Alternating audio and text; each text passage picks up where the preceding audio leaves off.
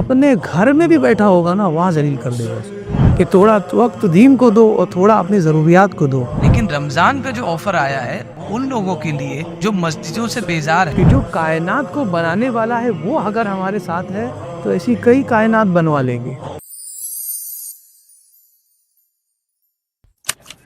آج کے ہمارے اس خطاب کا عنوان ہے کہ اگر انسان نیکی کا بیج بنجر زمین میں بھی دبائے گا تو اللہ تبارک و تعالیٰ اسے اگا دے گا. اللہ تبارک و تعالیٰ قرآن مجید میں ارشاد فرماتا ہے ان الذین آمنوا وعملوا الصالحات، بے شک وہ لوگ جو ایمان لائے اور نیک عمل کیا، انا لا نضیع اجر من احسن عملا، ہم اس شخص کا عمل جس نے بہترین عمل کیا ہو اس عمل کی جزا دیتے ہیں اور اس کے اجر کو ضائع نہیں کرتے. یہ اللہ تبارک و تعالیٰ کا وعدہ ہے کہ جو نیک عمل کرے گا اس کا ہم اجر دیں گے. رمضان کا یہ عظیم مہینہ ہر پل ہمارے لیے نیکیوں کا موقع لایا تھا.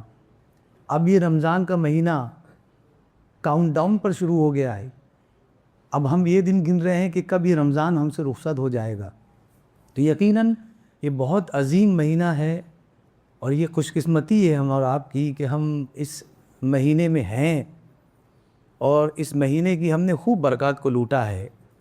تو یقین رکھے اللہ تبارک و تعالیٰ کی ذات پر کہ جو نیکیاں آپ نے کی ہے اس مہینے میں، یہ اللہ تبارک و تعالیٰ کا وعدہ ہے کہ تمہاری ان نیکیوں کے اجر کو ضائع نہیں فرمائے گا. پیسوں کے ذریعے دین کی خدمت کی ہو، وقت دے کر دین کی خدمت کی ہو، کسی کے سامنے مسکرا کر کسی کا دل جیتا ہو، کسی بھی حال میں دین کی خدمت کی ہو، اللہ تبارک و تعالیٰ کا وعدہ ہے ہم اجر ضائع کرنے والے نہیں ہیں، ہم سب کو دیتے ہیں. اور اللہ تبارک و تعالیٰ سے بہترین وفا کرنے والا کون ہو سکتا ہے؟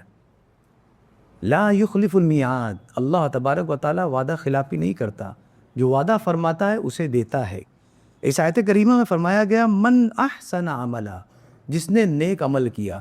اس من میں دونوں شامل ہے، ایمان والا بھی اور غیر ایمان والا بھی، کافر بھی اور مسلمان بھی. یہ رب تبارک و تعالیٰ کا قانون ہے کہ دونوں اگر اچھے عمل کرتے ہیں دونوں کو اجر دیں گے.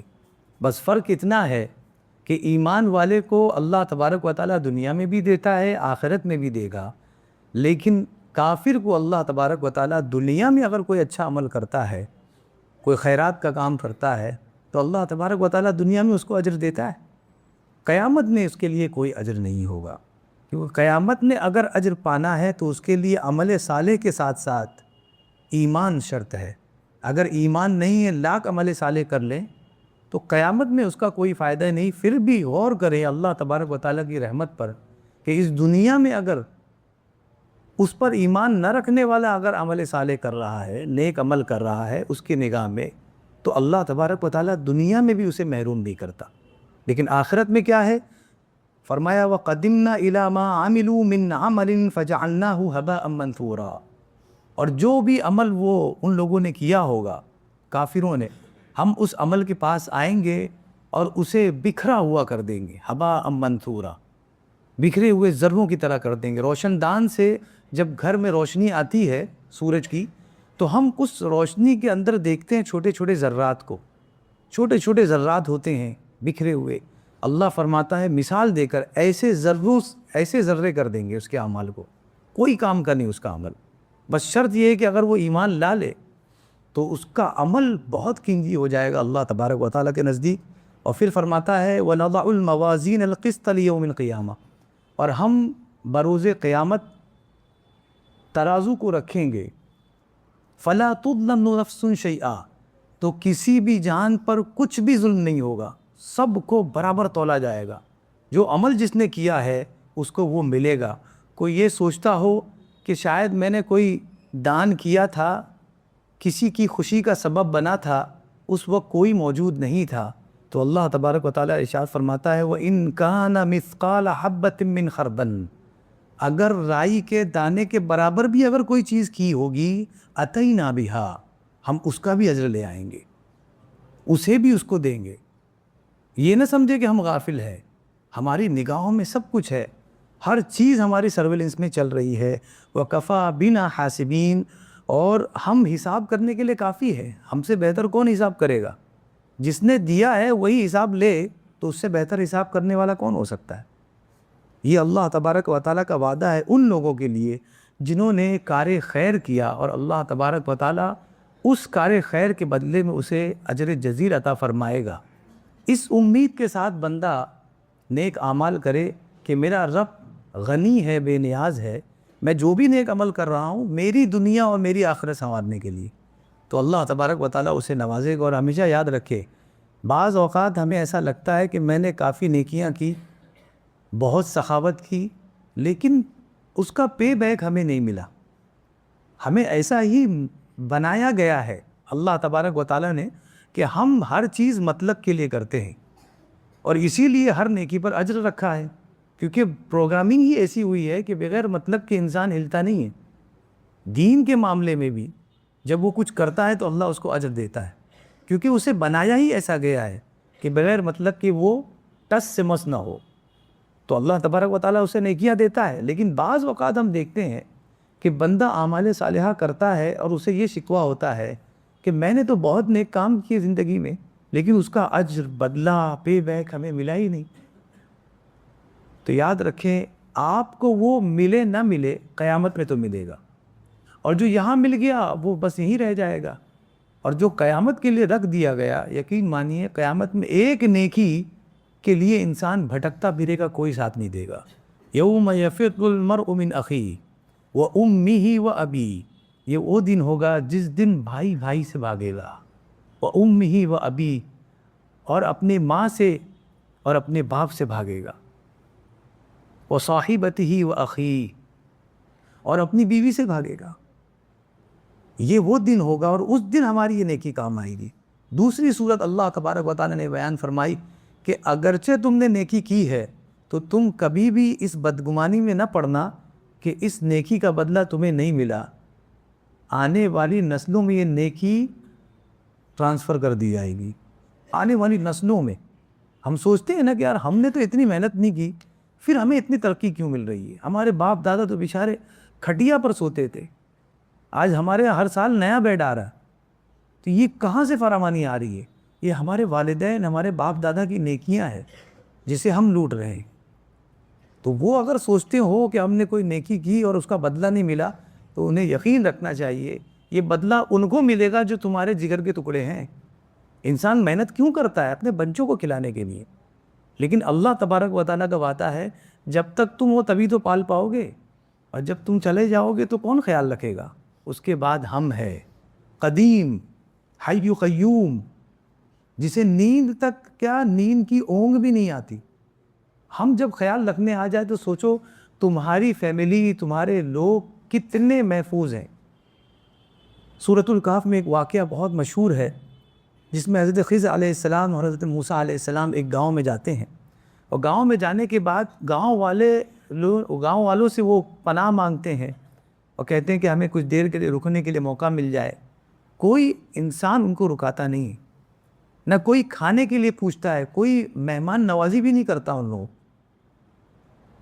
ایک نبی ہے، ایک ولی ہے، وہ پہنچ رہے گاؤں میں، کوئی پوچھنے والا نہیں.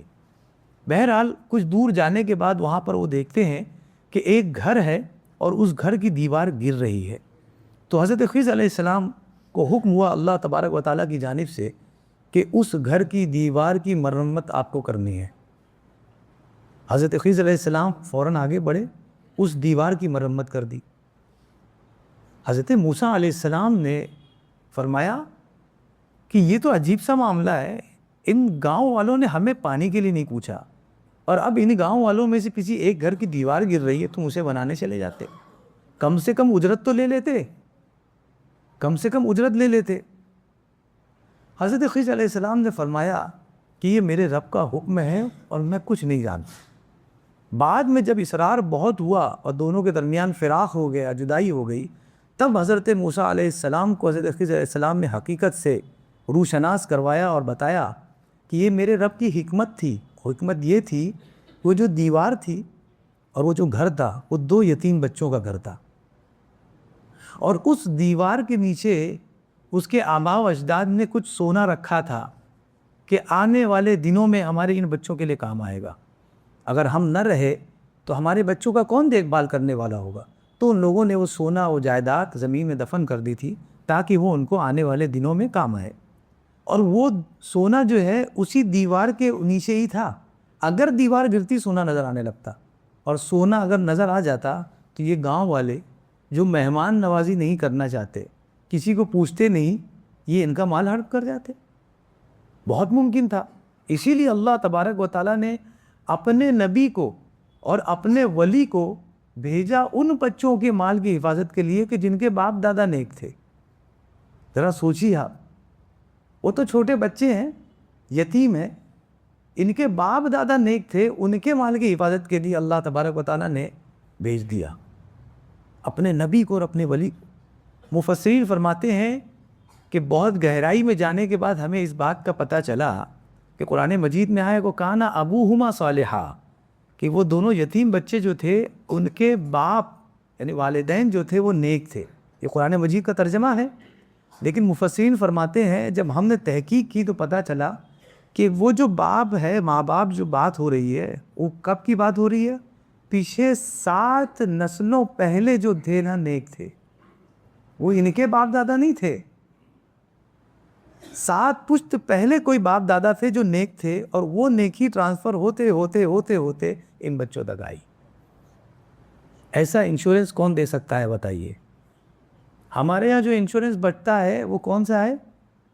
اس کی سب سے پہلی کنڈیشن یہ کہ آپ کو اتنی سویدھا دی جائے گی کہ آپ سوچ نہیں سکتے، لیکن یہ اس وقت ہوگی جب آپ دنیا میں نہیں رہیں گے.